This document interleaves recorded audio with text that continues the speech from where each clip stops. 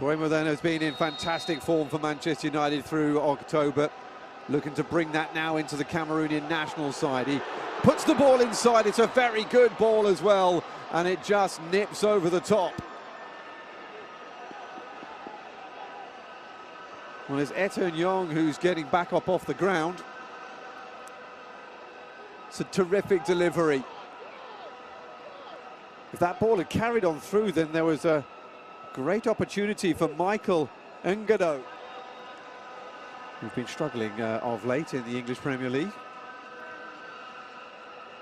New signing for them as well since coming in from the Italian side, Hellas Verona. Decent ball across to the other side, and it's over the top.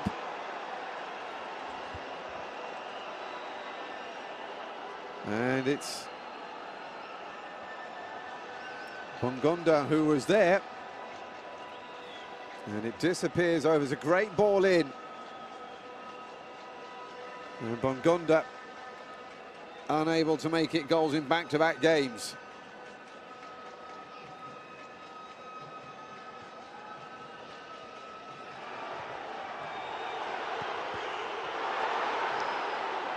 He scored in a 4-1 win over Cap Verde when things were going much better for Cameroon at the beginning of the campaign. Here we go again, then corner. Buku delivers. Goalkeeper comes and punches. And Bongonda tries to get it, as that came off another Cameroon player. And the referee blows for half-time. At the end of a half where it has been quite nitty-gritty. Both sides struggling to break down the other. Bryan Mbeumo had the first shot of the game that went straight at the internationally.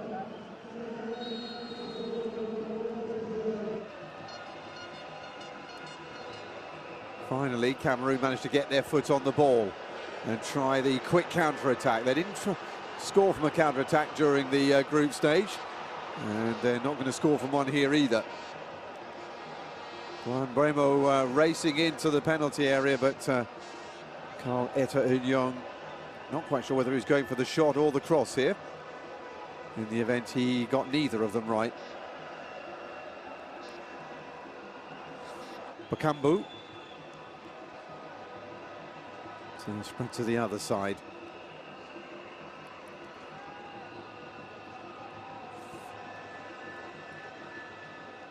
It's nicely done by Hongla. And here is Abubakar.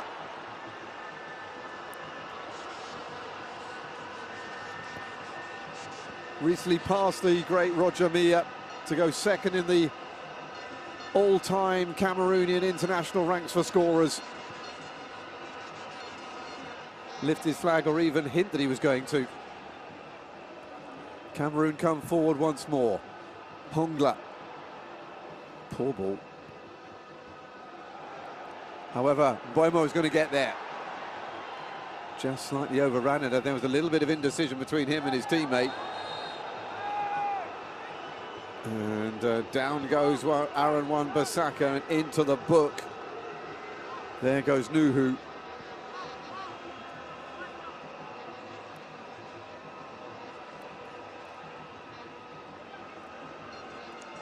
That was wild. Goodness me, that was wild. Be a good time for him to display his wares.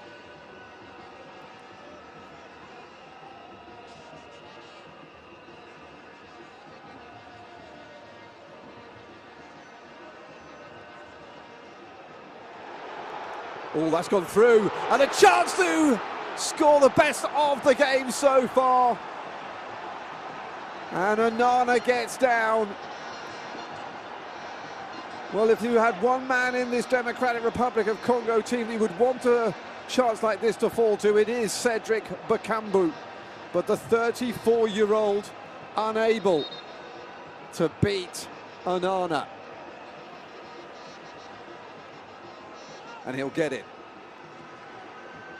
Involved on both flanks, and Boubacar leaves the ball behind and is rolling around on the floor. I'm not quite sure why. I think he stood on the ball. Maybe he hurt himself when he came off the other side of it. However, Mbeumo comes through. Mbeumo! Just wide. from the in-form Cameroonian striker.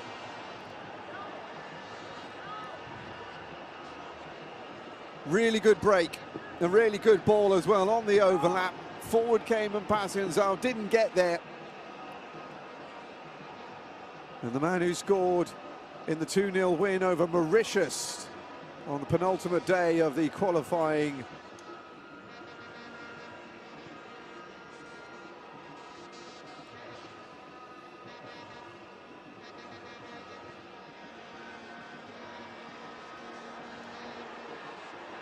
here comes Cameroon, and over the top from the new man on, Bassagog.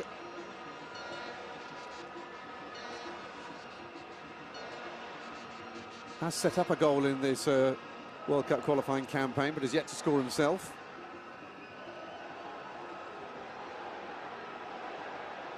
End-to-end suddenly, as we head into the last quarter of an hour. Andre Onana brought into action for the first time in a while from the new man who's just come on, Mayele.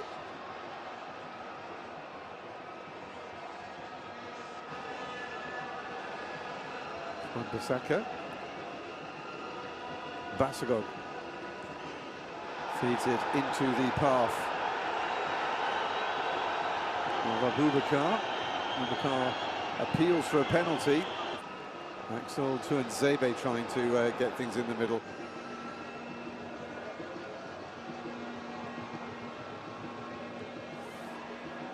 It's good. Kudu feeds it out to a fellow substitute, Christian Bassagog. Oh, he's fed that in, and a chance here for Eto'o. Can't beat Lionel Passienzao, and he recycles quickly.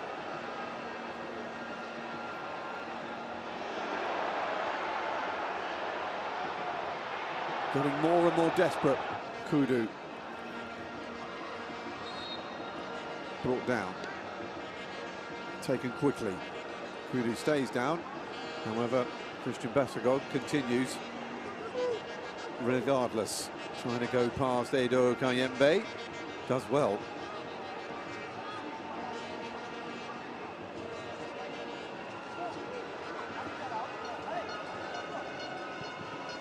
Bassagog again hits the back of Kayembe. Kudu, dangerous ball in, very dangerous ball in, and it's that man again, Carl Eto'o, who is left disappointed. He was having to fight his way. Now up against him. The man on the Democratic Republic of Congo side up against Jean-Charles Castelletto on Cameroon's. 5 minutes of time added on at the end of this 90 minutes. We're already in the first of them. Democratic Republic of Congo trying to find the winner. Decent ball in, and Nana needed to send it over the top for a corner kick. Haven't seen an awful lot so far from the substitute Sepenga since he came on. It wasn't too far away though. Had to make sure that Onana was sharp, having had an awful lot to do.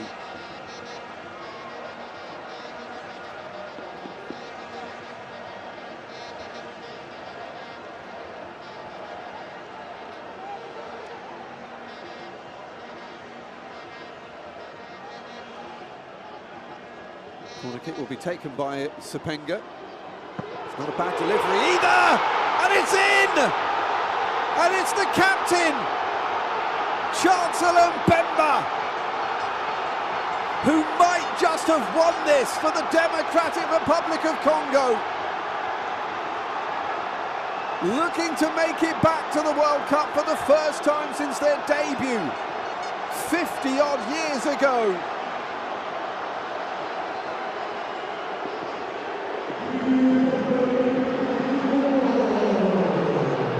Game, a few chances, perhaps it was inevitable that an unusual scorer would come to the fore. The centre-back, the captain, at the back post. It's a poacher's finish from a central defender.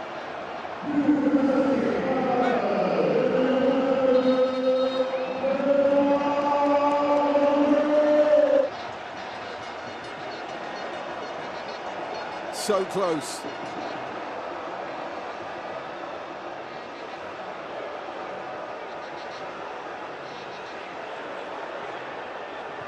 Sebastian Desabre can do no more. It bumps back in again, and it's into the arms of Lionel Mpacienzo. Michael Ngado with a rather tame header. In by Basagog, onto the head of the centre-back, but he could not send it either side of the... Forward by Basagog. Anywhere will do now. And Mbeumo's trying to get on the end of this. Chancellor Mbemba, the goal scorer, just whacks it anywhere. Up to 7 minutes of time added on now. And still... And that's it! And in an era where Africa could send 10 teams to the World Cup, it is incredible to think that Cameroon will not be one of them. The Democratic Republic of Congo, who have not made it to a World Cup since 1974, are a step nearer thanks to their captain, Chancellor Mbemba. Right at the end of the game as it finishes Cameroon 0, Democratic Republic of Congo 1. It'll be Nigeria in the final on Sunday.